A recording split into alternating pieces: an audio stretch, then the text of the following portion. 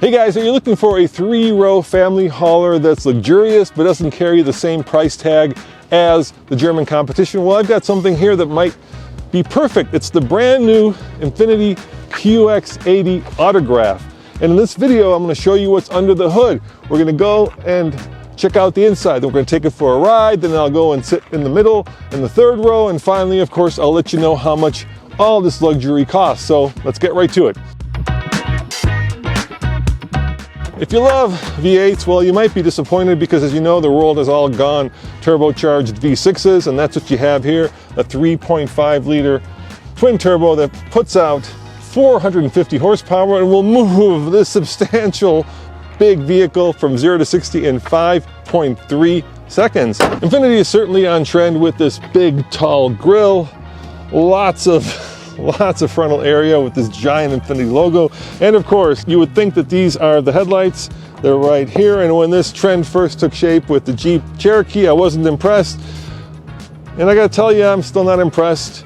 I kind of like my headlights up here and my turn signals down here, but I'm old. The Achilles heel of a lot of these 3-row SUVs is that when you load them up with, in this case, 7 people, there's not a lot of room for their stuff. So let's find out if the Infiniti in fact has plenty of room or not enough room behind the 3rd row. And the answer is, well, not enough room. I mean, you could have your family, you could have your dog, but you probably can't carry all their stuff. There's probably enough room in here for like 2 or 3 roller bags. But of course, you can fold down the 3rd row and create a much more cavernous space.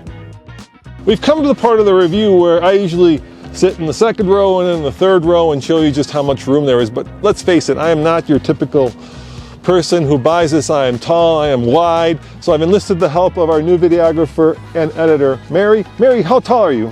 I am 5'7". That would make you about average. Yeah, I would say so. So why don't you get in the 2nd row and then the 3rd row and see how you fit. You got it? Okay. Average sized woman reporting for duty for the back seat. It's roomy. I've sat in a lot of cramped cars and I do not feel cramped. I know Tommy and Roman always talk about leg room, so lots of leg room. For me, kind of not a ton of headroom is my opinion, but I mean, that's just like if you need to like adjust, you might hit your head, but it's pretty good, I think. Pretty like luxurious, and I know it's in a luxurious car, so that's nice.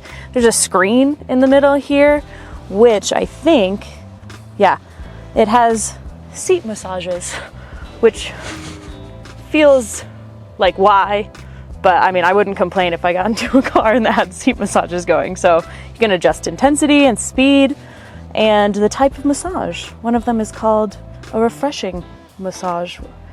I don't know what that means. There's also climate control in the middle. It looks like they're all buttons, and there's a little outlet. I like that a lot. So yeah, decent amount of room for me. I don't know about the back seat, very back seat yet, but this feels nice. Now getting into the very back row, so you press this top button on top of the back seat, and I'm just gonna climb on back here and see how. Mary, I gotta really thank you for doing that, because yeah. I hate getting in the back, but the question is, how do you fit? And you'll note that those things are in your back probably. Yeah, they're kind of sticking out. Yeah, you can lift it up. You can pull it up. There you go. Oh, that's much better. And now I will proceed to close you into the 3rd row. Okay. Here we go.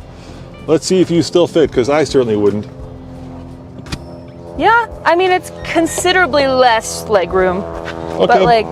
But hold on, here's the test. I don't have much headroom because it's got this huge sunroof which takes up about 1 inch of roof room, but you know, I'm comfortable. Are you comfortable? I'm comfortable. Hey, what do these buttons do? Oh, look at that. Dude, look, you got heated and cooled seats in the back. Yeah. Hit the other one, see what that one does. I bet you that one reclines. Oh, there you go. I'm gonna try one more thing. Yeah. I'm gonna scooch back. Yeah, see, if you were my little sister and you started doing that, I would hit you right in the head. It's not ideal, but it's okay. I'm not gonna turn my massage on. Oh, yeah. Yeah, I'm gonna leave. You have fun. Yeah, I'm having fun.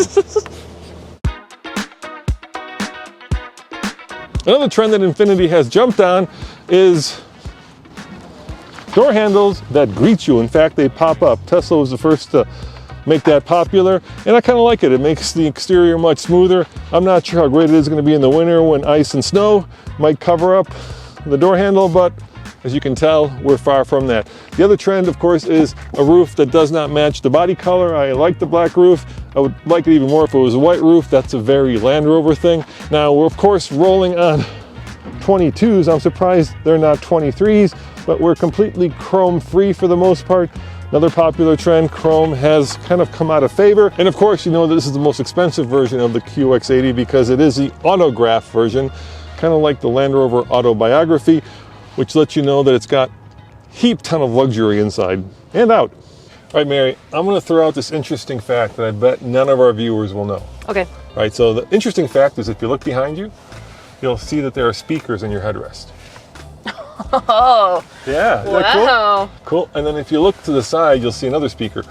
They're called Klipsch, Klipsch. Where do you think Klipsch is out of? Where do you think it was founded?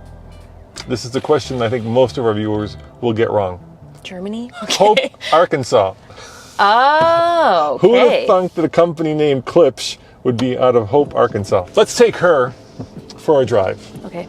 All right, and the first thing I want to do is just see how those 6 cylinders do compared to the 8 that were in the previous version of this. So I'm looking for a sport mode. Do you see a sport mode? All right, here we go.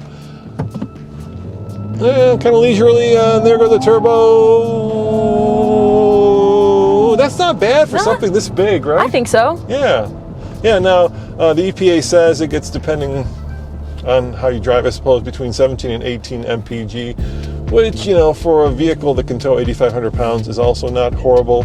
And the air suspension does give it kind of a nice ride. What do you think?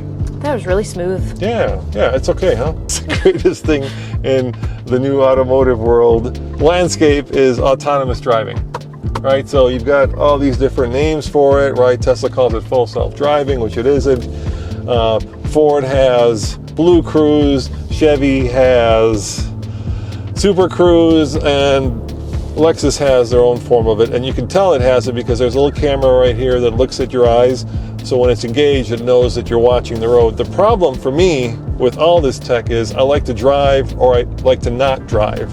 And right now we're at this moment in time where if you turn this on the highway, this vehicle will drive itself, but you gotta mind the car and you gotta keep your eyes on the road and you gotta kind of, you know, keep your hands on the wheel, and none of that is fun. So you can't like be looking over here at the controls, you can't be looking at the beautiful scenery, the beautiful mountains, you just gotta be looking straight ahead. And it's kind of a nanny state of driving. And so until we actually get to real autonomy, which is level 5, which is still a real long way away, it just becomes very exasperating driving a car that is driving itself, but you're the one that's minding the car. And at that point, I'd rather just drive it. That makes sense. Because I like driving, it's fun.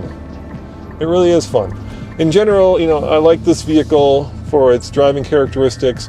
I think that the 6-cylinder turbo does what it's supposed to do, which is give you better fuel economy and more torque, which is all good. In terms of longevity, not sure, but all in all, it's a very comfortable ride. The Infiniti gives you a lot of luxury, so if you're looking for kind of the stuff you would see in the latest and greatest in German and in British tech, you'll find it here. So for instance, we've got not 1, not 2, but 3 screens.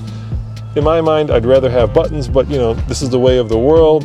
And of course, you have things like air suspension, you have heated and cooled seats, you have tons of cubbies, including, get this, a little refrigerator back here. So look at that, it's actually cooling itself already. It's kind of loud, but I bet you if I close it, you won't hear it.